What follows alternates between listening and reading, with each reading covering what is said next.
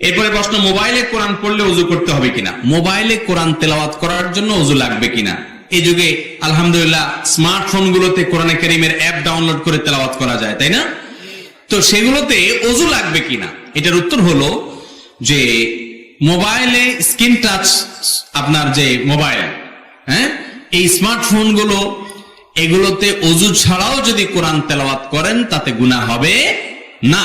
কারণ হলো কোরআনে কারীমকে আপনি সরাসরি যখন ধরবেন তখন আপনার ওযু থাকা লাগবে, কিন্তু মোবাইলের ভেতরে যে কোরআন আছে, যেটা সফট কপি বলা হয়, এই সফট কপি, এটা টাচ করা যায় না, ধরা যায় না। আপনি চাইলেও এটা ধরতে পারবেন।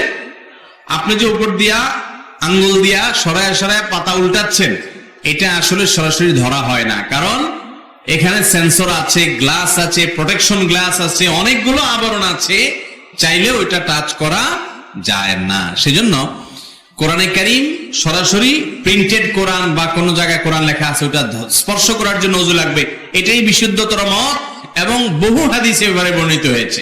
কিন্তু স্ক্রিন টাচ মোবাইলে যদি আপনি কোরআন তেলাওয়াত করেন তাহলে ওযু ছাড়াও আপনি তেলাওয়াত করতে পারবেন, যদি ওযু করে করতে পারলে, ধরতে পারলে ভালো।